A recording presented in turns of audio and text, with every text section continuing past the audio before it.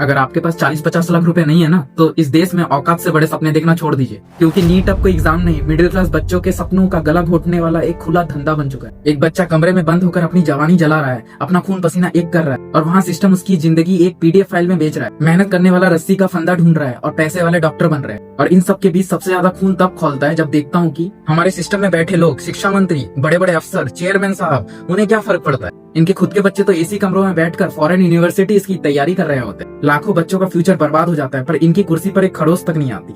इतने बड़े घोटाले के बाद भी ना इनसे कोई इस्तीफा मांगता है, ना इनको पद से हटाया जाता है, ना इनके खिलाफ कोई कड़ा एक्शन होता है। इन्हें तो बस बेशर्मी से माइक पर आकर वही रटी रटाई एक लाइन बोलनी होती है, हम कमेटी बना रहे हैं, जांच होगी, दोबारा एग्जाम होगा। अरे साहब, रीटेस्ट बोल देना बहुत आसान है, लेकिन वो रीकरेज कहाँ से लाएगा वो बाप? वो टूटा हुआ भरोसा कहाँ से लाएगा वो बच्चा, जिसे अब समझ आ चुका है कि इस देश में टैलेंट की नहीं, टेलीग्राम पर आई PDF की कीमत ज्यादा है। हम कहते हैं कि भारत युवाओं का देश है, पर सच तो ये है दोस्त कि हम अपने युवाओं को डिप्रेशन, एंजाइटी और खुदकुशी की तरफ ढकेलने वाला देश बनते जा रहे हैं। मिडिल क्लास का बच्चा सिर्फ एक एग्जाम से नहीं लड़ता, वो लड़ता है गरीबी से, रिश्तेदारों के तानों से, अपनी मजबूरियों से, और आखिर में आकर वो हार जाता है इस बिके हुए सिस्टम से।